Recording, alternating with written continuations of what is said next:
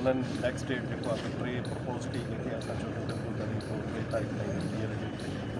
Police एहलकार बि हिकिड़ो police जे मुखालिफ़त में शायदि में बीठो आहे वारिसनि सां गॾु चए पियो मुंहिंजे साम्हूं लाकअप थियो आहे हुन खां बाद में हिनखे जेको आहे नादिर जमाल खे मुबैना जेको आहे मुक़ाबिलो ॾेखारियो हुन में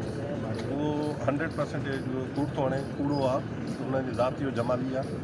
ऐं अॻ में उन्हनि जी मंशात फरोशन जी लिस्ट में इंटेलिजेंस रिपोर्टूं उन में उहो इन्वॉल्व रहियो आहे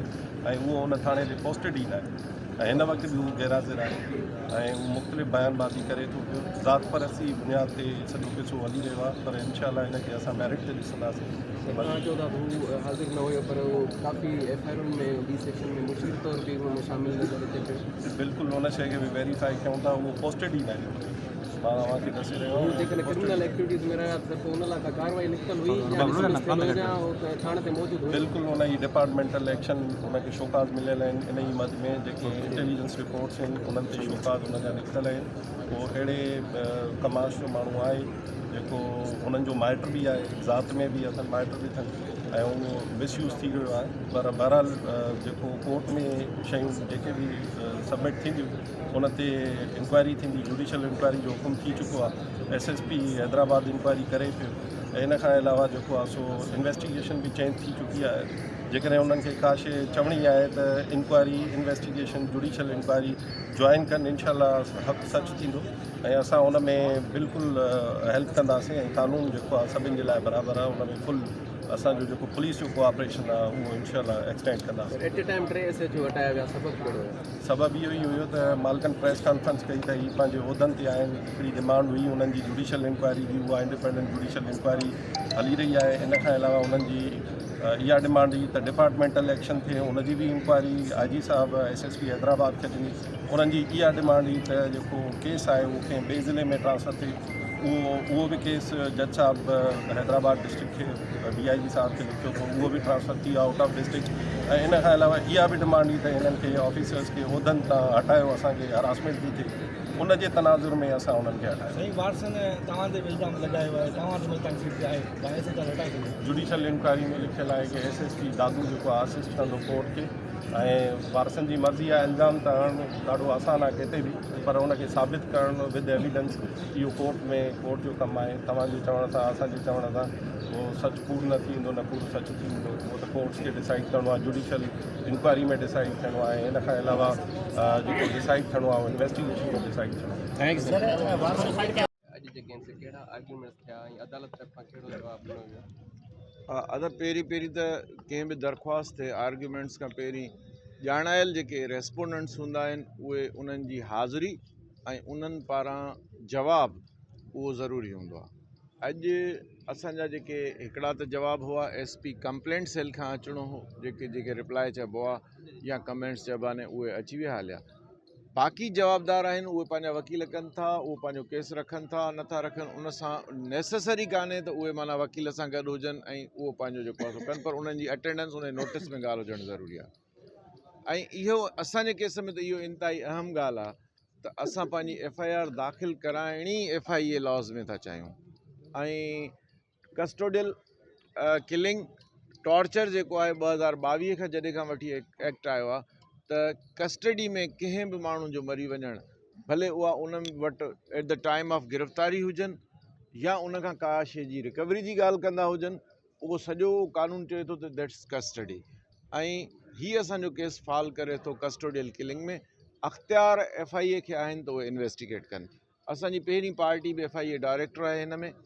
अॼु उन्हनि पारां कोर्ट खे इहा इस्तदा कयल हुई त तव्हांजो नोटिस असांखे लेट सां रिसीव थियो आहे ऐं असां पंहिंजे केस प्रिपेयर करे न सघियाऊं तंहिंजे करे हिकिड़ी तारीख़ थी वञे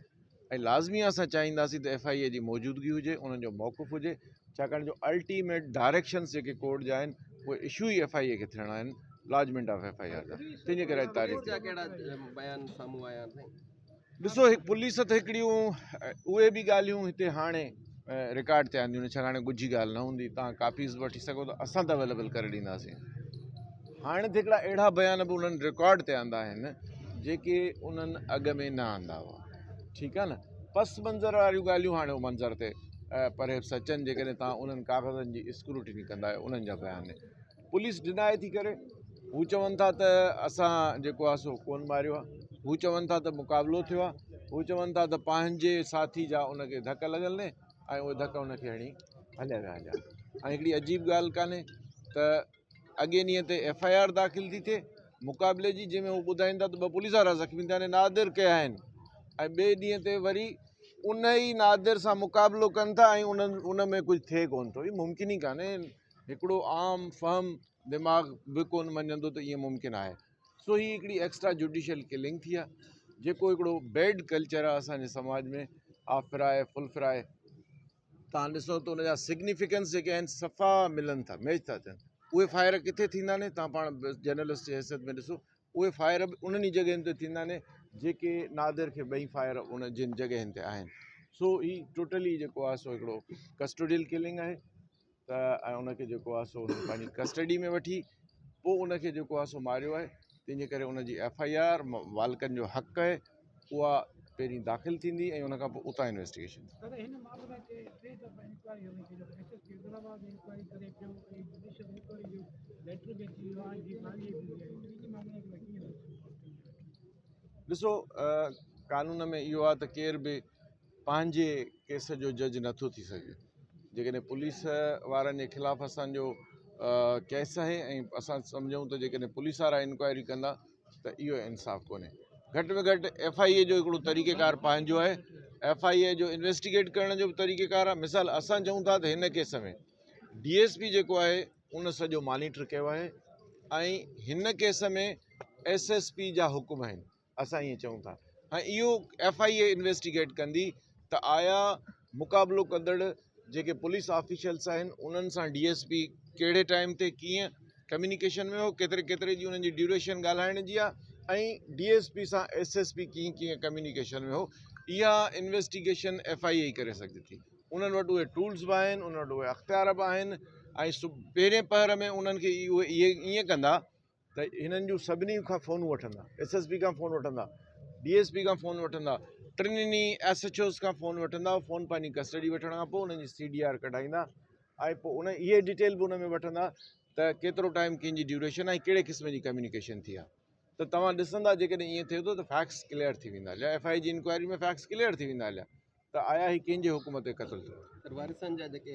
आहिनि शायदि ऐं उहे मज़बूत आहिनि, उन्हनि जा जेके सबूत आहिनि उहे कीअं था ॾिसो तव्हां एज़ हिकिड़ो? ॾिसो असां वटि नादिर खे शहर मां खयो अथऊं, पंहिंजो असां वटि गवाह ऐं वीडियो मौजूदु आहे। तव्हां बि उहा ॾिठी हूंदी, उन टाइम ते मोटरसाइकिल ते आहे, 2 मोटरसाइकिल 15 जा अचनि था ऐं उनखां पोइ पुठियां पुलिस मोबाइलूं थियूं अचनि, उहे फायर बि उते कनि था। विच शहर में थियो आहे, सभिनी जे साम्हूं थियो आहे। जेके हाणे चवंदा त ॿाहिरि वञी मुक़ाबिलो थियो आहे, इहो त तव्हां सभिनी दादू वारनि खे ख़बर आहे। पहिरियों असांजो गवाह उतां स्पॉट जो आहे जितां खणनि था,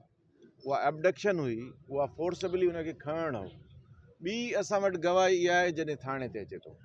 उहो थाणे ते अचे थो, असां वटि गवाही आहे, असांजो गवाह आहे, उहो हिकिड़ो पाण ऑफिशियल बि आहे पर उहो गवाह आहे। टीं गवाही इहा आहे